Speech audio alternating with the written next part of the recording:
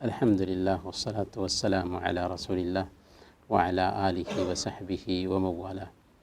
محترم بھائیوں اور بزرگوں، السلام علیکم ورحمۃ اللہ وبرکاتہ۔ ہمارے پاس سب سے عظیم نعمت کون سی ہے؟ کون سی نعمت ہے؟ سب سے بڑی نعمت کون سی ہے ہمارے پاس؟ اسلام۔ سب سے بڑی نعمت اسلام ہے۔ اسلام سے بڑھ کر کوئی نعمت نہیں ہو سکتی۔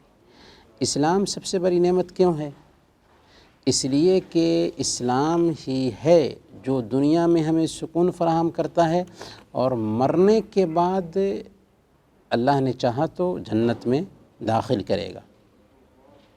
ورنہ اسلام کے علاوہ کسی اور دین پر ایک انسان چل رہا ہے تو ہمیں پورا یقین ہے، بلکہ ہمارا یہ عقیدہ ہے کہ وہ جہنم میں ہمیشہ ہمیشہ کے لیے جلے گا۔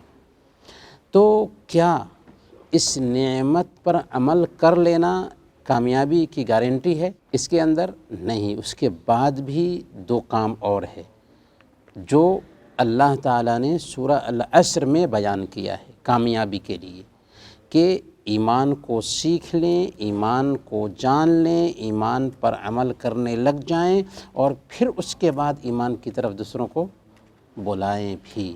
تو جب سب سے عظیم نعمت ہے اور ہم اس کو جان رہے ہیں، اس پر عمل کر رہے ہیں، تو اس کی طرف دوسروں کو بلانا بھی ضروری ہو جاتا ہے، کیونکہ اتنی عظیم نعمت ہے۔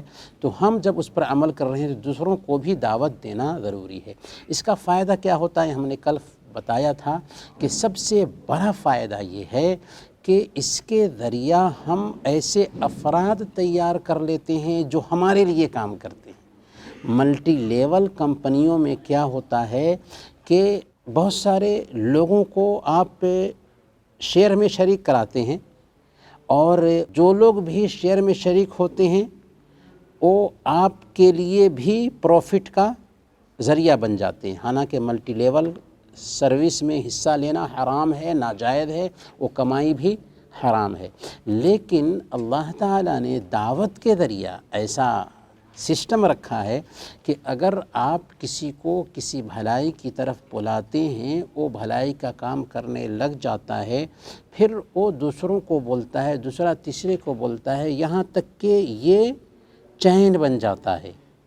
50 آدمی کا، 100 آدمی کا، 200 آدمی کا، 2000 آدمی کا، 2 لاکھ آدمی کا چین بن گیا۔ اب یہ لوگ جتنا بھی نیکی کا کام کریں گے ان کو تو اتنا اجر ملے گا، اور ان کے اجر میں کمی کیے بغیر ہمیں بھی برابر کا اجر ملتا رہے گا، یہاں تک کہ ہم قبر میں جا چکے ہوں گے، اور یہ 2 لاکھ، 1,50,000 لوگ جو عمل کر رہے ہوں گے، ان کو جتنا بھی ثواب ملے گا اتنا ہی ثواب ہمارے کھاتے میں بھی ٹرانسفر ہوتا رہے گا۔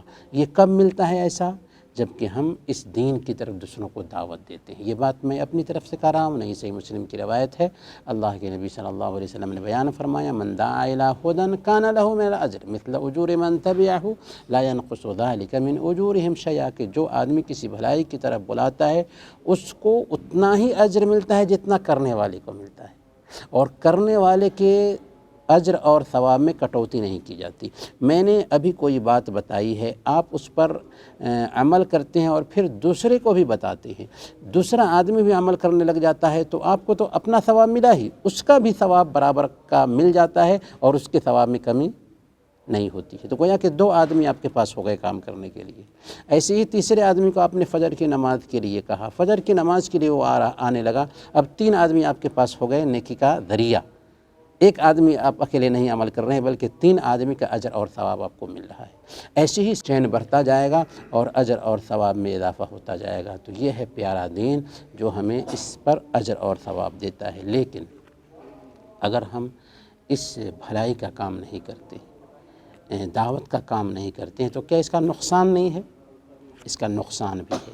یعنی ہم اپنے سامنے میں دیکھتے ہیں، کسی برائی کو روکتے نہیں ہیں، ہم کسی کو دیکھتے ہیں اور بھلائی کا حکم نہیں دیتے ہیں، نماز نہیں پڑھ رہا ہے ہم کو کوئی مطلب نہیں، سگریٹ پی رہا ہے ہم کو کوئی مطلب نہیں، کوئی برا کام کر رہا ہے ہم کو کوئی مطلب نہیں، یہ سوچتے ہیں کہ ہم کو کوئی مطلب نہیں، میں تو ٹھیک ہوں نا، نہیں چلتا۔ سب سے پہلا نقصان اس کا یہ ہے کہ ہماری دعائیں قبول نہیں ہوتی ہیں۔ ہم اللہ سے مانگیں، اللہ تعالیٰ نہیں سنتا، کیوں نہیں سنتا ہے؟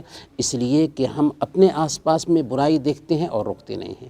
اللہ کے نبی صلی اللہ علیہ وسلم نے بیان فرمایا، سنن ترمذی کی روایت ہے، والذی نفسی بیدہ لتأمرن بالمعروف ولتنہون عن المنکر او لیوشکن ان یبعث علیکم عقابا من عنده ثم تدعونه فلا یستجاب لکم، کہ قسم ہے اس ذات کی جس کے ہاتھ میں میری جان ہے، تم ضرور نیکی کا حکم دو اور برائی سے روکو، ورنہ اللہ تعالیٰ تم پر ایسا عذاب بھیج دے گا کہ پھر اس کے بعد اللہ سے دعا بھی کرو گے تو اللہ قبول نہیں کرے گا۔ کتنے سارے عذاب ہمارے اوپر اترے ہوئے ہیں لیکن ہمیں شعور نہیں۔ اس کی ایک وجہ یہ بھی ہے کہ ہمارے سماج میں برائیاں ہوتی ہیں، ہم تو کر رہے ہوتے ہیں لیکن برائیوں پر ہم نکیر نہیں کرتے۔ تو میرے بھائیوں، ایک مسلمان کی شان اور پہچان یہی ہے کہ اسے انسانوں کے لیے وجود میں لایا گیا ہے۔ تو یہ پہلا نقصان ہوا کہ اللہ تعالیٰ کا دروازہ ہم سے بند کر دیا جاتا ہے، اور اللہ کا دروازہ اگر بند کر دیا جائے تو ہم کتنے ذلیل اور رسوا ہوں گے دنیا میں، آپ سوچ سکتے ہیں۔ دوسرا نقصان یہ ہے کہ اگر ہم بھلائی کا حکم نہیں دیتے ہیں، برائی سے نہیں روکتے ہیں اور اللہ کا عذاب آتا ہے نا، تو جیسے برائی کرنے والے پستے ہیں ویسے ہی ہم بھی ان کے ساتھ پس جاتے ہیں۔ اللہ کے نبی صلی اللہ علیہ وسلم نے صحیح بخاری کی روایت کے مطابق اس کو ایک مثال سے سمجھایا، کہا کہ اللہ کے حدود میں کوتاہی کرنے والے اور اللہ کے حدود کو قائم کرنے والے کی مثال ایسے ہے کہ جیسے کچھ لوگ ایک کشتی میں سوار ہوئے اور قرعہ ڈال کر کے کچھ لوگ نیچے والے حصے میں چلے گئے اور کچھ لوگ اوپر والے حصے میں چلے گئے۔ نیچے والے کو پانی کی ضرورت ہوتی تھی تو نیچے والے اوپر کی طرف جاتے تھے پانی لینے کے لیے۔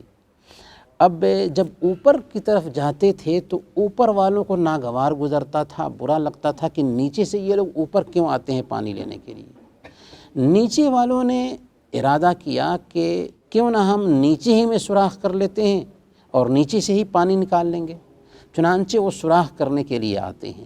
اب اوپر والے ان کو دیکھتے ہیں سوراخ کرتے ہوئے، اگر وہ سوراخ کرنے دیں گے تو خود ڈوبیں گے، ان کو بھی ڈبا دیں گے، اور اگر اوپر والے ان کو سوراخ کرنے سے روک دیتے ہیں تو خود بھی بچ جائیں گے اور ان کو بھی بچا لیں گے۔ اللہ کے نبی صلی اللہ علیہ وسلم نے یہ مثال کس کے لیے دی؟ اس کے لیے دی کہ اگر ہم سماج میں کوئی برائی دیکھتے ہیں اور اس برائی پر نکیر کرتے ہیں تو اللہ رب العالمین ان کو بھی بچا لیتا ہے، ہمیں بھی بچا لیتا ہے۔ اگر ہم برائی دیکھتے ہیں، برائی پہ نہیں ٹوکتے، ہم زبان نہیں کھولتے، تو اللہ کا عذاب جب آتا ہے نا تو برائی کرنے والے بھی پستے ہیں، ان کے ساتھ ساتھ ہم بھی پس جاتے ہیں۔ ام المؤمنین زینب بنت جہش رضی اللہ تعالی عنہا نے صحیح بخاری اور صحیح مسلم کی روایت کے مطابق ایک دن پوچھا تھا اللہ کے نبی صلی اللہ علیہ وسلم سے کہ انہلک وفینا الصالحون، یا رسول اللہ اگر برائی ہو رہی ہے اور ہمارے بیچ میں بہت سارے نیک لوگ ہیں تو کیا نیک لوگوں کی موجودگی میں بھی ہم برباد کر دیے جائیں گے؟ آپ نے فرمایا نعم اذا کثر الخبث، ہاں اگر برائی زیادہ ہو جائے، برائی عام ہو جائے، وہاں پر نکیر کرنے والے نہ رہیں تو جیسے برے لوگ برباد کیے جائیں گے ویسے ہی نیک لوگ بھی برباد کیے جائیں گے۔ تو یہ بہت اہم نقطہ ہے جس کو دھیان میں رکھتے ہوئے ہمیں جینا چاہیے کہ اگر ہم دوسروں کو بھی بھلائی کی طرف دعوت نہیں دیکھتے ہیں، دوسروں کو بھی برائی سے نہیں روکتے ہیں، تو ایک تو نقصان یہ ہے کہ دعائیں ہماری قبول نہیں ہوتی، اللہ کی آفت آنے لگتی ہے، اور دوسرا سب سے بڑا نقصان یہ ہے کہ اللہ اگر تباہی بھیجتا ہے تو اس کے ساتھ ہم بھی تباہ کر دیے جاتے ہیں، کیونکہ ہم نے وہ کام نہیں کیا جس کے لیے ہمیں وجود میں لایا گیا تھا، اور وہ ہے دعوت۔ اللہ تعالیٰ سے دعا ہے اللہ تعالیٰ ہم سب کو دین کی طرف دعوت دینے کی توفیق عطا فرمائیں۔ آمین۔ وصلی اللہ علی نبینا محمد وعلی آلہ وصحبہ اجمعین۔